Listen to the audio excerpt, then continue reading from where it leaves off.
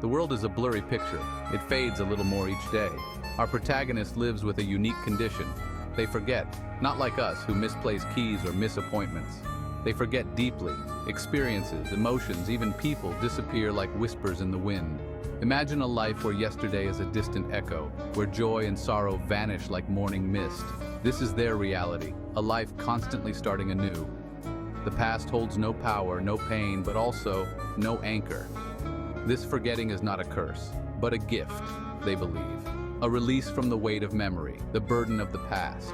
In forgetting, they find a strange freedom, a blank canvas ready for a new story each day. Relationships are the most difficult. To connect, to love, knowing it will slip away. Each encounter is like building a sandcastle on a wave-washed shore. Beautiful, fleeting, destined to be reclaimed by the sea.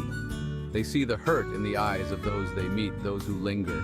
The pain of being forgotten, of not being held in their heart. But they cannot explain, cannot make them understand the nature of their being. Love, for them, is bittersweet, a taste of sweetness before the inevitable fading. They have learned to cherish the moment, the fleeting touch, the echo of laughter, for they know tomorrow it may be gone. Oblivion, a word that terrifies most. The end, the unknown. But for our protagonist, it is simply the state of being. Not an ending, but a constant beginning. A world without the clutter of the past. They have learned to embrace the void, to find comfort in the ever-shifting sands of their reality. There is a certain peace in not holding on, in accepting the impermanence of all things. Their world is a paradox, empty yet full, silent yet echoing with the ghosts of forgotten memories, a constant dance between being and unbeing, and they, the silent observer caught in the flow. It is not easy, this forgetting. Sometimes a flicker, a feeling, a face in the crowd, a song on the wind, a fragment of memory struggling to surface, and with it, a pang of loss, a longing for something unknown. They try to grasp these fleeting moments, to hold on to the fading images. But it is like clutching smoke. The harder they try, the quicker it slips away, leaving behind a void, an ache of something lost. The pain is twofold, the sorrow of forgetting, and the fear of being forgotten, of being adrift in a world that moves on, leaving them behind in their silent, solitary existence. Section 5. Finding peace in the unknown. But even in this struggle, there is a strange beauty, a freedom that comes from letting go, from accepting that life is a river, constantly flowing, ever-changing. They have learned to float on this river, to trust the current, to find joy in the present moment, in the simple act of being, for they know that is all there ever is. The fear of oblivion lessens. It becomes not an ending, but a transition, a return to the source, a merging with the infinite. And in this surrender, they discover a profound peace.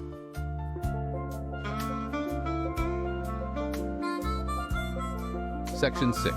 The ephemeral nature of reality.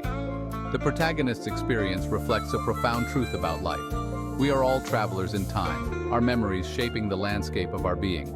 But what happens when those memories fade? When the landscape shifts and familiar landmarks disappear?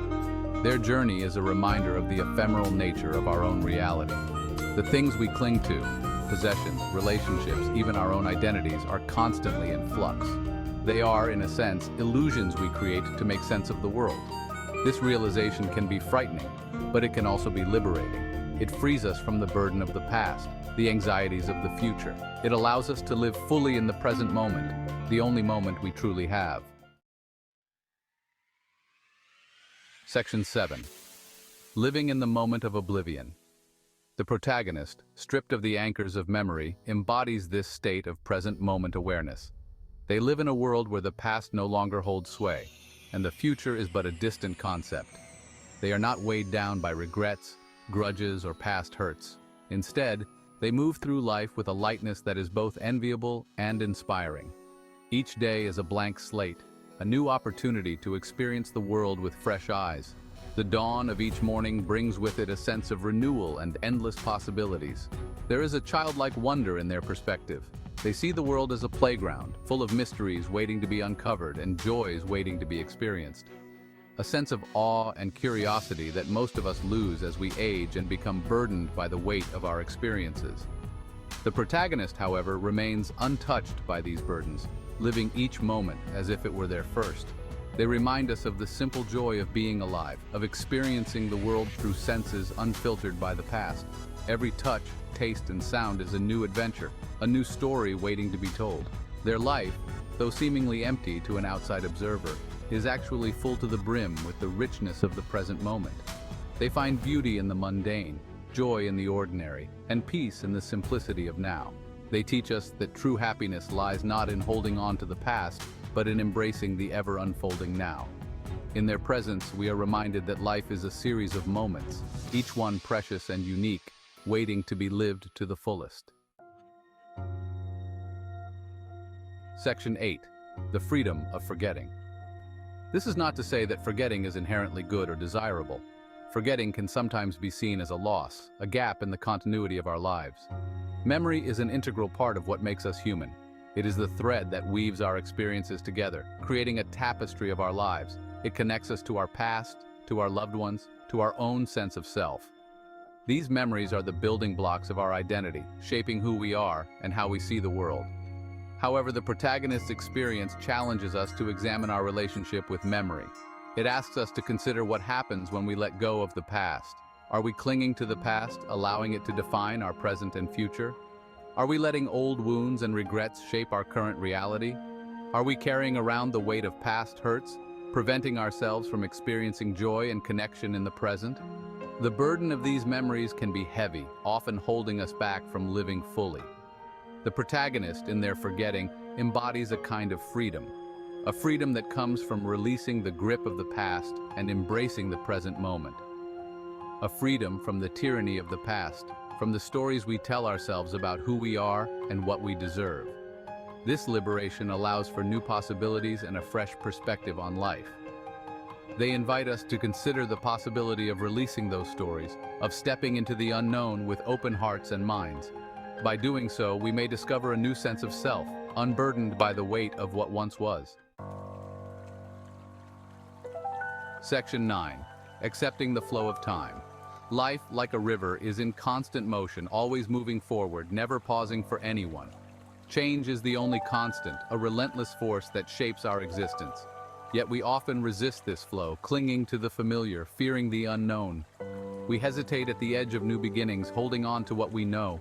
We build walls of memory, trying to hold on to a past that is already gone. These memories, though precious, can become chains that bind us. The protagonist's journey teaches us the futility of this resistance. They show us that holding on too tightly can prevent us from moving forward. Their life is a testament to the power of surrender. By letting go, they find a new strength, a new way of being. By accepting the ephemeral nature of their own existence, they paradoxically find a deeper, more authentic way of being. They learn to live in the moment, appreciating the beauty of each passing second. Their story is an invitation to surrender to the flow of life, to let go of our fears and embrace the journey, to let go of the need to control, to know, to possess, to release our grip on the things we cannot change, to find peace in the impermanence of all things, to understand that everything is transient, and that is where true peace lies, to embrace the unknown, not with fear but with curiosity and open hearts, to see each new day as an adventure, a chance to grow and learn. Section 10. The beauty of impermanence. There is a certain beauty in impermanence. The cherry blossoms, fleeting yet breathtaking in their beauty. A shooting star, a brief flash of light across the night sky. A rainbow arcing across the clouds, a promise of hope that soon fades away.